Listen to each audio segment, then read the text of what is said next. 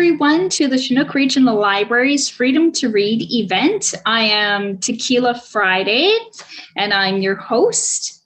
I would like to begin by acknowledging that we are on the traditional lands referred to as Treaty 4 territory, and that the city of Swift Current is located on Treaty 4 territory, and the original lands of the Cree, Ojibwe, Saulteaux, Dakota, Nakota, Lakota, Anishinaabe, and on the homeland of the Métis Nation.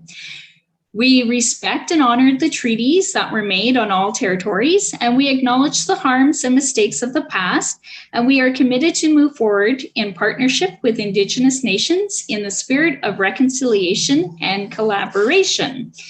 With the help of the Saskatchewan Library Association, we are able to host Saskatchewan poet Carla Harris for our Freedom to Read event. Carla Harris is a disabled queer writer, performer, and interdisciplinary artist for from Treaty 4 territory, living in Regina, Saskatchewan. As a spoken word poet, she has taught writing experimentation and performed at Versus Festival in Vancouver in 2017 and Saskatoon Poet Arts Festival 2018. Rooted in music, theater, and poetry, the arts lift her to understand her disabled experience while gradually working to bring harder stories forward. Her first chapbook, Obtain No Proof, is with the Disability series of Frog Hollow Press. So I will turn it over to Carla. Thank you very much. It's a pleasure to be here and to be able to read with you folks today. I will, could I just ask one favor, actually, in case anyone wants to use it, there should be a setting where you can turn on the captions. I know when I'm watching, I find it helpful, if that's possible. If you can't, don't worry about it. I should have warned you in advance. I didn't notice. Okay, well, I will just get started. Thanks for having me, Chinook Libraries. It's a pleasure to be here and talking with you today. I will give a little content warning. A lot of the book that I am working on, the poetry collection, involves a lot of the experience I went through with trauma after I was assaulted. And it's not so much about the assault, but about everything else in the world that changed for me after that. And so if anyone feels like that might not be the greatest topic to listen to today, I absolutely understand. So take care of yourself, and I appreciate that. It's very important. So yes, from that book that I'm working on, I'm just going to start with a few examples and tell you more about the book once we get started. So this one is called Mannequins. The lady from Lebanon works in the clothing section. We'd met when she dragged her son to my office, knowing he'd never ask a woman for help. He stared at the map someone pinned to the office wall, scribbled it with phallic submarines and watery bombs, while his mother and I fixed up his resume so this city would read it. We deleted the uncomfortable definitions of a working man, the photo, his age and weight, and our meaningless SIN numbers and genders, etc. With buoyant eyes, she pleaded I stop by her section of the department store, and days later I did. I watched her look me up and down and walk away with purpose as I stood in the change room and waited for her to hand me lovely dresses I cared nothing about. I could tell her where I was going, let her tell me what to be. Of course, I could never blame her. But the dress became a portal. It trapped me in the faceless mannequins who line each path across the bay, each bound in outfits that become eventual evidence for another victim. I stuffed every dress I owned in a box for Goodwill, except for that object now named as proof. The bolt of white and blue, like draping flowers, were enough to make a judge believe. It hung, cornered in unseen dust that gathered silently from my dead skin, dust and hair, statically charged in the quiet accumulation of waiting. So I have a disability, and one of the major things that comes along with it is that I have seizures. And so since those are very triggered by stress in my health, I wound up writing a lot more about seizures. So this is my seizure poem. Waiting at a stop, calling out, inaudible breaths that choke, in muffled catastrophe, listening for that ring around the sink that dries. Concentrate. I awaken amiss after seizing, where crisp cornered lips retch the way that sleepy eyes crumble. But it's harder to brush the static speckle from chewed cheeks, bruised tongue, the clench that whips saliva soft as beaten egg whites to crystallize like after eyes. Cluttered lace shatters softly when a thread is pulled, snagged to intercept awareness. Delicate as strands of newsprint ash afloat after flaring, the synapses of my strain grow unfelt, unheard. They are among scattered apologetic words and motions that seep from me unattended and gust out on a violent wind.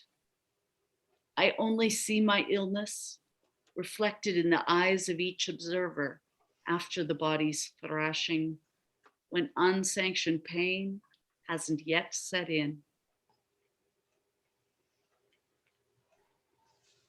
So the next few poems, each of them is an example of me in different scenarios when I was working on this book, and having just for years later, different scenarios when suddenly I was experiencing kind of a traumatic response that I didn't expect.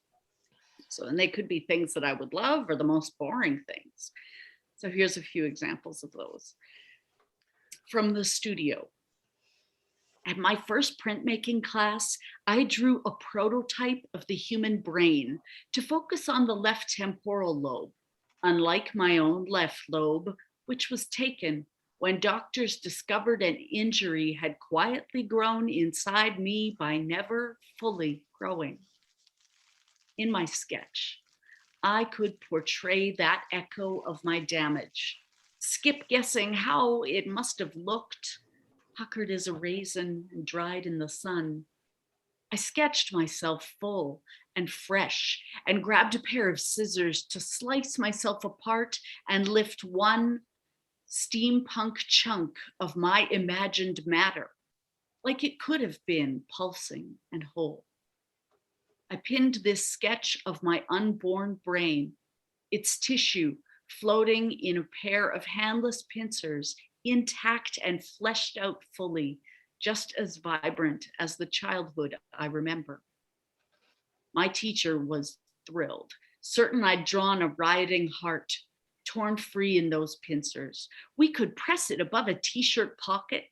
The bearer could tuck it safely near their own heart, pat the pocket, firmly offering strength and extracted love. The world could innocently wear the story of my body's intentions.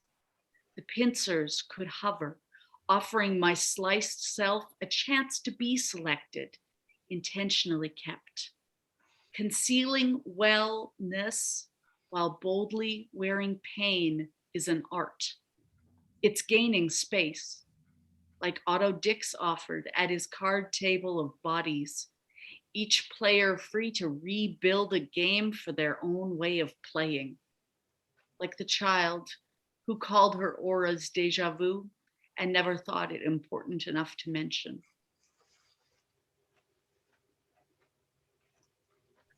And the next one is from my GP's office. I am a poet. That is all I have. My medical history is a metaphor, a record of dates, of tactics and battles, maneuvers, a war against a body, retold by the conquering. Doctors clench pens, rattle keyboards, and chisel conclusions documenting disdain. My chin stays angled down in the office. Wide eyes float with that passive asking, which is my well-rehearsed offering. Idolization is good to keep the doctor content, to prevent him from reading descriptions as demands. The white coats blare, probing without looking up, walking away without aiming their words for our faces, allocating sections of the body to another specialist to split emotion from effect because I am one assortment of islands.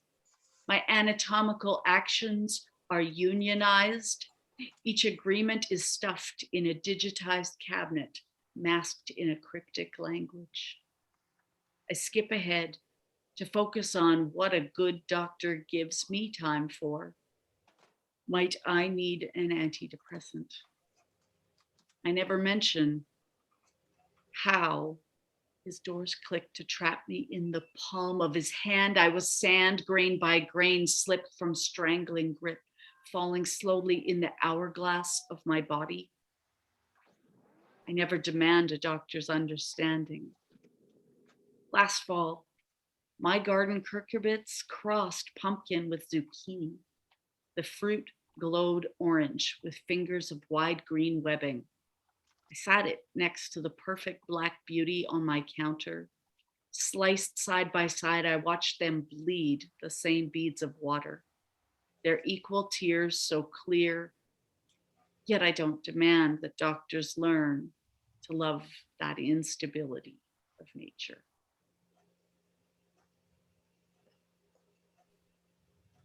And from the 6 o'clock news. Our top story tonight, Crime Stoppers cry stop her. Cops burst in to wring out her fear, exactify her need, nod and swipe with detectors, draw apologies from her detached throat. Cops knock on the silence of a victim, hold the whittled pole, dousing for her movement deep below the earth. They siphon and spit until she's glugging from the tank in bursts that echo across the cop shop, their indefinite foyer of disregarded waiting. Our top story every night, from the focused on the flashing as red and blue ripples in our homes from another spot on Ray Street. The screen flagged with strips of yellow caution bucking in the wind. From the radio, the reporter said Sylvan Lake's beloved ice was a revered outdoor rink where Zamboni ghosts prove their glory. Coming of age men mount the machine on a clifftop. Big truck governance men, those men who slap mudflat women on their wheels as decals. At Sylvan Lake, demonstrative domineers sit around in camp chairs, outweigh each other's roars and banter, their heroic stories on repeat like auto-reverse cassette tape decks, pounding chests between the cans they crush and throw. Their violent coughing machines eat the surface of the town's prize twice per day, while the coming of age line drivers await their turn to rape the lake, be watched and congratulated or mocked and ruined. They should leave her alone, leave her banked ripples on the ice for Sylvan.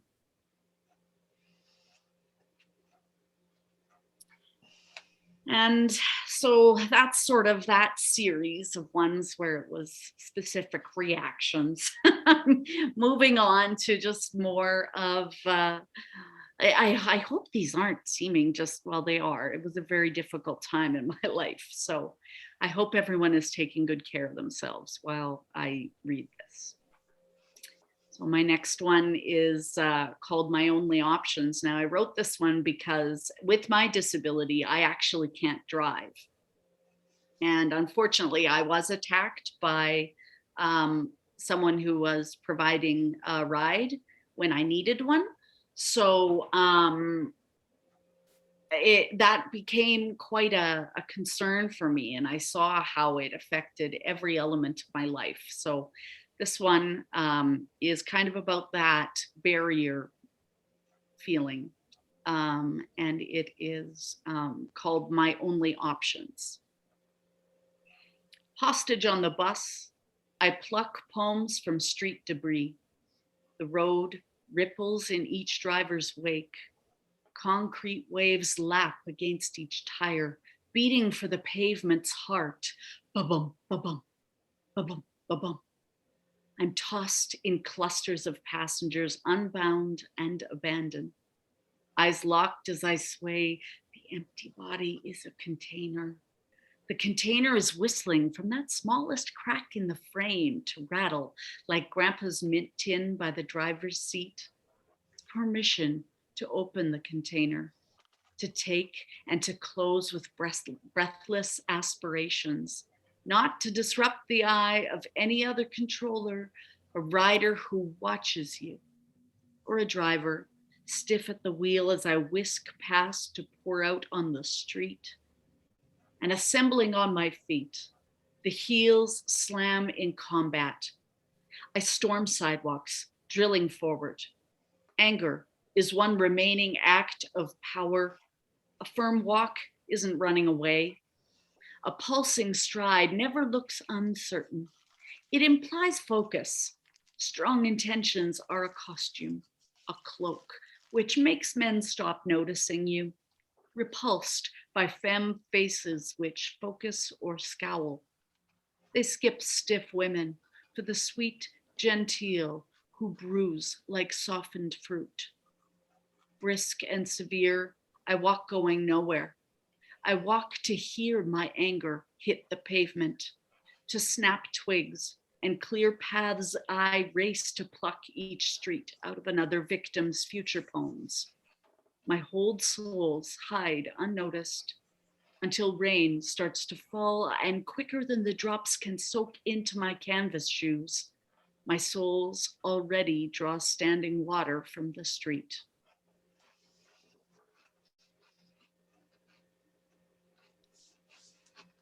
Okay. The next one of the themes that comes up, I think, a lot in my story is I found myself with the last few years in particular, seeing a lot of weather changes and reading more detail about environmental issues, that there's a lot of parallels between our disconcern for protecting our environment and the disconcern for protecting people in certain ways in our society. I felt not protected at all when I was going through the court system, and it makes me look out at the world around me and worry about the environment for the similar reasons. So this one's called The Windsor Essex Lakes Are the Victim of This Party. Come on, she wanted it, sneer the air-conditioned motorhomes. Last week, Parks Canada mumbled a threat under their breath about closing the park for the long weekend if visitors couldn't behave. So the dedicated members of the Lake Erie Harmful Algal Bloom Bulletin took their rage to the streets, wrapped their anger in packing tape to extend the life of every cardboard sign, and paced the steps of the ministry. shaking fists for our planet, exposing the effluent wreckage of corporate agriculture, septic industries, and neoliberals, which of course are not neoconservatives, but all are leeching for money, regardless of the ho-ho, hey, climate change is here to stay. So monster truck drivers throw disposable cups and holler that each fuckface, asshole, bitch, pardon me, should buy deodorant. But as usual, Parks Canada lifts the health advisory notice in time for the September long, believing in the power of soft threats and permissive parenting, like suggested punishment is punishment enough. But Parks Can's long weekend fee collection is that jackpot of their annual revenues. It covers the toilets, the trail maintenance, and campground Wi-Fi, which of course must be decent. As the rich congregate to roam in packs of apex predators, left unchecked, they are leaking in to overtake the shores with swarming motors, spilling skins of oil like sneaking rainbows that disperse around the docks. As the rangers pace, staring down the traffic, they drag the lineup through with stairs that spill over dark aviator glasses. Probing passes, the ranger lets his tongue snake over one incisor, drags a snarled kiss from the back of his uniform teeth before he caps his bluffed threat and waves the driver on. Lake Erie waits with shallow breath. Floating toxic spores in her waves, she keeps the bodies back. When they crowd at her sand, she sleeps all the time, can't eat, hasn't picked up a brush, not to mention too tired to just take a shower. For once, it doesn't matter if you disgust someone. If they hate to touch you, it is safer. Erie gives them her most lifeless self. She can nearly leave the body by refusing to give them her eyes. She finds refuge in a blankness, an unseeing exhaustion, which almost feels like being peaceful.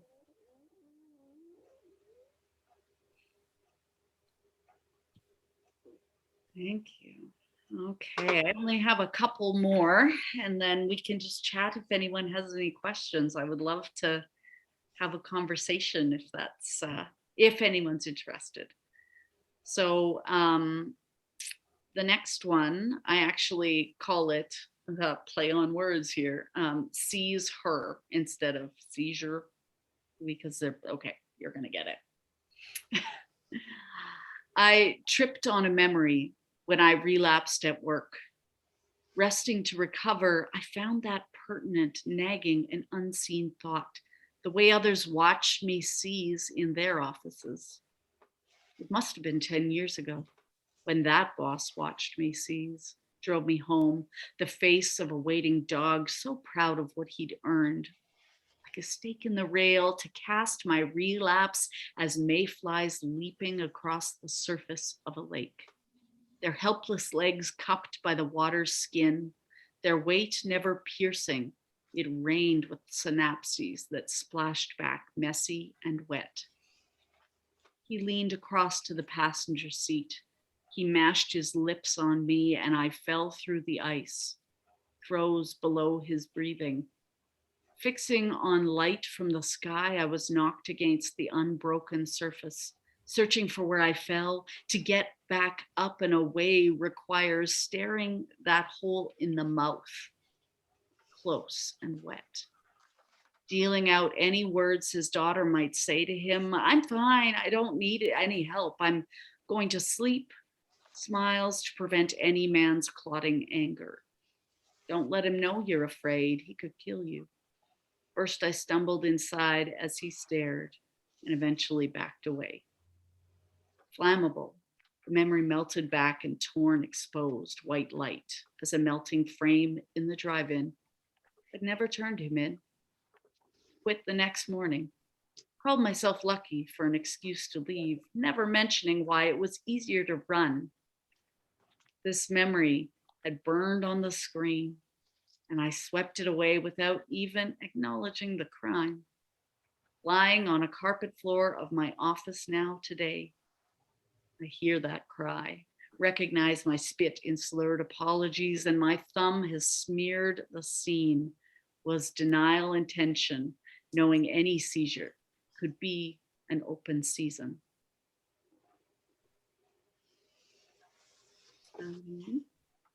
And I have two little short ones before I finish today. Thank you, folks, for your ears. I really appreciate having listeners. So the first one's called Packs of Composure. Pharmacies offer to catalog your need, dispense your doses in blister packs to reduce that risk of accidental overdosing, for a fee, of course. But I gather the bag of boxes and bottles and walk home to do it myself, to pop each seal the day my meds arrive, arrange my owing by AM and PM for 28 doses, and stare at the pile of empty cartridges that drop to the floor, as marked for tracing as a bullet's casing. I don't write poems.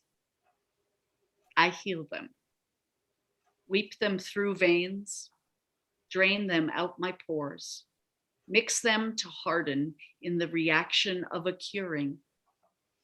I carry pain poems sustained inside my childless belly, carry them to term.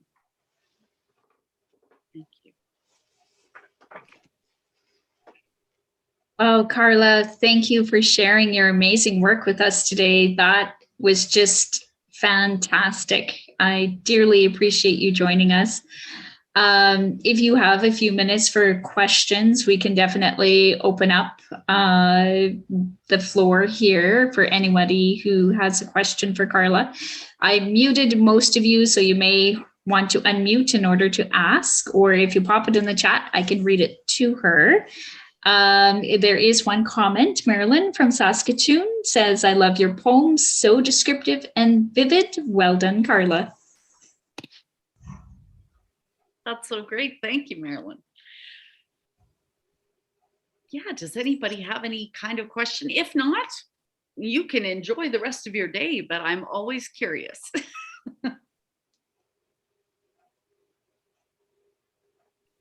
Hi, Carla. Oh my goodness. Hello, Marlo. So wonderful. It's just amazing to me when I listen to you, and I even wrote down one line because it just hit me. I don't know why, but it was just such a beautiful, evocative phrase. It was strands of newspaper ash. And I looked, you said that, and I was like, I have to write that down. That was just so simple, so just, but you knew exactly what you meant, because it always flies. Yeah. But anyways, I had to write that down. Thank you, Marlo. No, it's fun. I actually, when I teach writing sometimes, that's what I love to do the best is I get the kids to describe some things that they love or hate the most, because sometimes you can use these visual images in a different way, and you can bring them in to really give the person a tangible or a tactile feeling, and it's actually a lot of fun. It just sometimes my initial versions of the poem won't have any cool things like that in them. They'll just be almost like a chart of what I want to talk about, and then I'll find things that can connect for me, from my mind. So yeah, it's a fun. Poetry's the best. It's a great writing exercise. Yeah. Well, thank you, Marlo. It's so lovely that you came today too. I had Marlo's to check from Toronto. I had to check the time zone. It's tricky. Well, you guys are sometimes an hour, sometimes two. Yeah, we're the ones that don't change our clocks. We got it smart. No, I think it's brilliant. This, but yeah, it means I have to like. Anyways, I got it right. Well, thanks, Marlo. Pat has a comment. She says, I enjoyed your honest words. Well said. Thank you, Pat.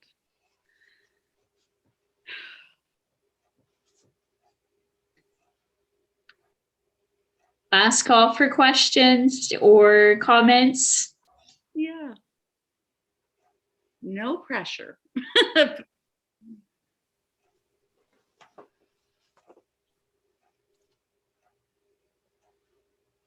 Thank you so much for putting on such a beautiful performance, Carla. It was amazing. And we really appreciate you working with Chinook.